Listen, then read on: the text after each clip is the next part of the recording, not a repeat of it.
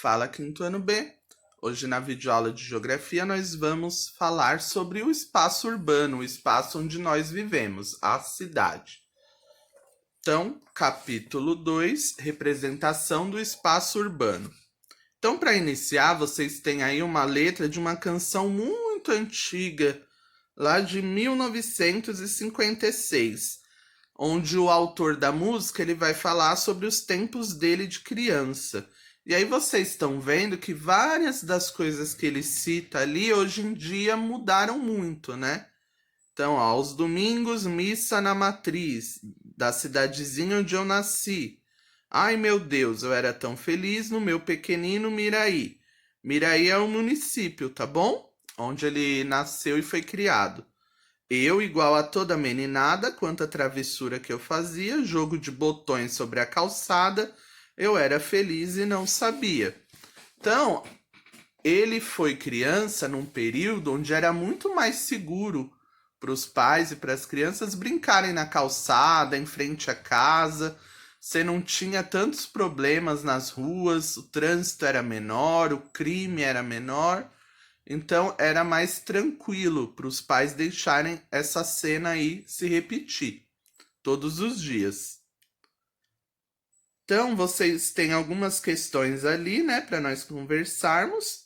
Vocês conhecem o jogo de botões? Alguém aqui já jogou? Perguntem aí para os pais, para os avós, que acho que eles podem ter passado por essa experiência, por essa brincadeira.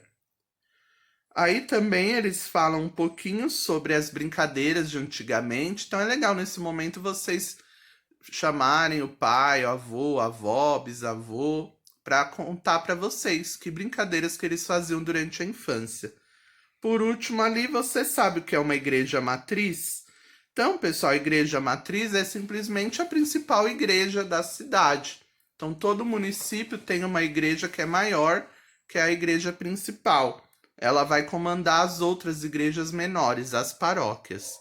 Então, vocês viram que nesse capítulo nós vamos falar sobre as mudanças, as transformações nas paisagens urbanas. Por isso que o título é Representação do Espaço Urbano. Vamos falar sobre as cidades. Aí na página 37 nós vamos ter imagens do município do autor da nossa música, né? Ele cita o município de Miraí, que é um município bem pequenininho que está lá no interior de Minas Gerais. Então, ó, lá na página 37 eles dão alguns dados sobre esse município, que ele é pouco populoso e ele tem aproximadamente 15 mil habitantes. Então aí vocês têm duas imagens para a gente ver as mudanças, as transformações que ocorreram nesse espaço urbano. Então nós temos uma imagem de 1952, ou seja, bem pertinho da época da infância, né, do autor da música, e depois a mesma vista desse município em 2017, mais de 60 anos depois. Então, ó, nas duas imagens nós conseguimos ver a igreja matriz de Santo Antônio. Ela aparece nas duas imagens. Só que o que está ao redor dela mudou bastante, não é, pessoal? Então, ela inclusive foi tombada, né, pelo Instituto Estadual do Patrimônio Histórico, Artístico e Cultural de Minas Gerais, até com o objetivo de preservar parte da história da cidade, porque infelizmente muitas casas antigas, muitas construções históricas, elas acabam sendo derrubadas. Porque vira e mexe tem alguma construtora que quer construir um prédio em determinado bairro e eles muitas vezes eles não se importam se ali naquele local tem uma construção histórica muito antiga que representa valor para aquele município, eles querem saber do lucro, do dinheiro. E aí o jeito para impedir que essas construções sejam derrubadas é transformá-las tombá-las e transformá-las em objetos, né, que sejam patrimônio histórico. Esse é um jeito de proteger esses locais. Então, quando nós dizemos que um edifício foi tombado pelo patrimônio histórico, significa que ele deve ser preservado, cuidado e não pode ser alterado, né? Não é qualquer reforma que pode ser feita ali. Então, ali no exercício 1, que elementos demonstram a passagem do tempo da foto 1 para a foto 2? Então, observando essas imagens, o que nós conseguimos ver? Então, na foto 2, nós vemos que há construções no morro que não aparecem na foto 1. Muitas construções da foto 1 desapareceram, se vocês verem, ó. Elas deram lugar a outras, como os prédios que aparecem na foto 2. O exercício 2 é o balãozinho de diálogo, então nós não precisamos escrever. Ele fala um pouco se no município de Poá existem edifícios ou espaços tombados como patrimônio histórico e cultural. Temos alguns aí em Poá, o Obelisco, a Igreja Matriz, Nossa Senhora de Lourdes, a Fonte Áurea. A nossa escola é um prédio antigo, um prédio tombado, a EMEB Padre Eustáquio. Inclusive, no início, ela foi até uma biblioteca. Se vocês observarem a arquitetura da nossa escola, ela tem um estilo, né, mais clássico, um estilo mais antigo, comparado aos prédios da mesma rua, aos edifícios da mesma rua. Agora, nas páginas 38 e 39, vamos conhecer mais algumas características do espaço urbano, do espaço das cidades. Então, mais exemplos de mudanças. Nós já vimos mudanças urbanas na cidade de Miraí. Vamos agora para o Nordeste, para Pernambuco, cidade do Recife. Então, vocês estão vendo aí as fotos que mostram a mesma área, lá na praia de Boa Viagem. Temos mudanças também, ocorridas com o tempo. Primeira imagem é da praia em 1950 e a segunda em 2017. Mais uma vez, mais de 60 anos de diferença entre as imagens. Então, o que nós podemos ver aí principalmente? A verticalização, né? Na segunda imagem, nós vemos um grande número de edifícios, de prédios que eram inexistentes na primeira imagem, na de 1950. Então, o que seria a verticalização? É um processo característico dos grandes centros urbanos.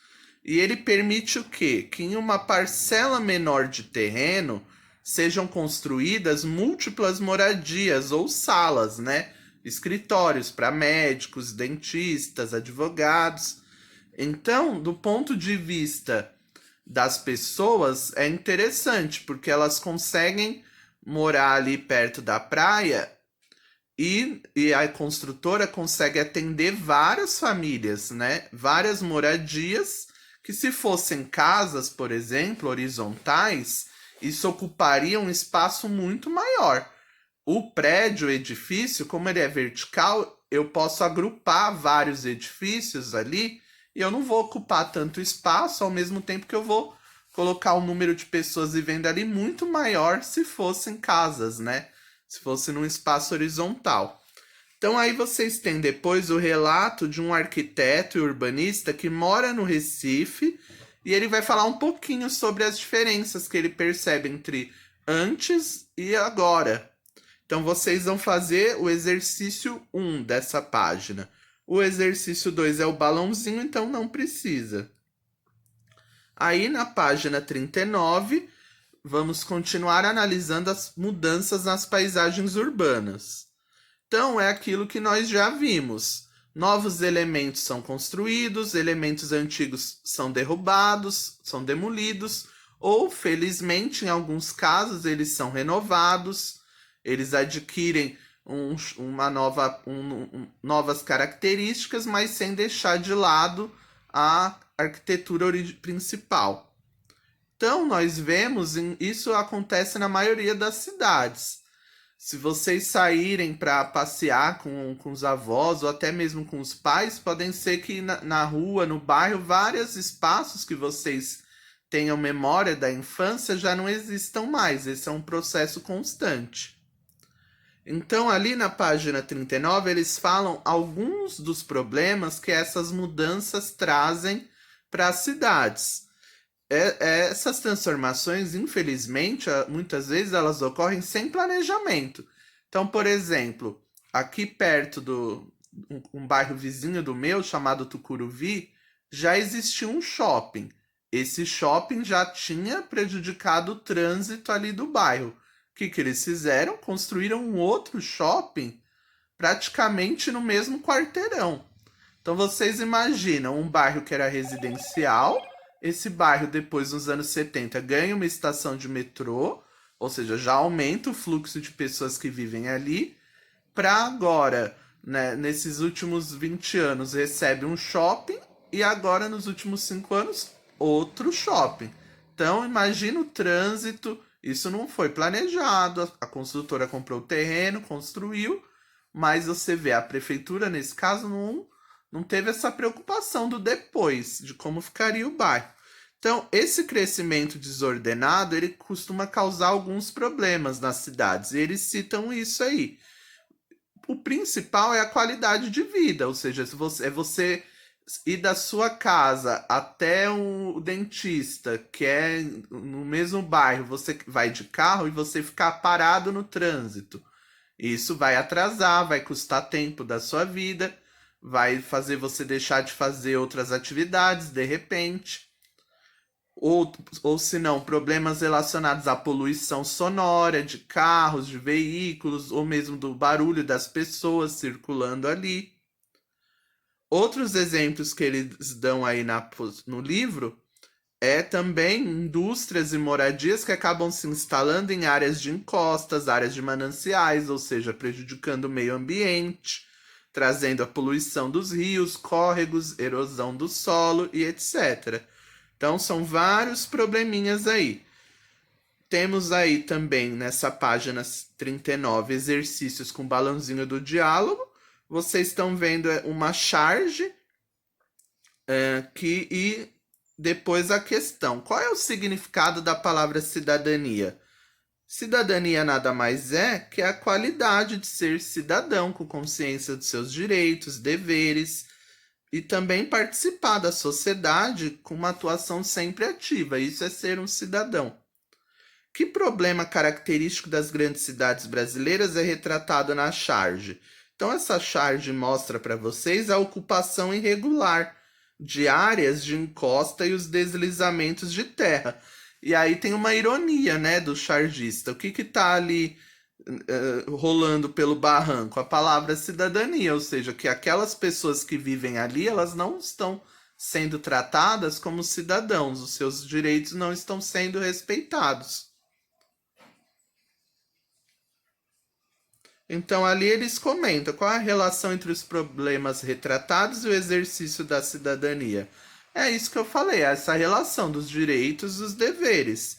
Esses problemas mostram que essas pessoas não estão tendo seus direitos respeitados.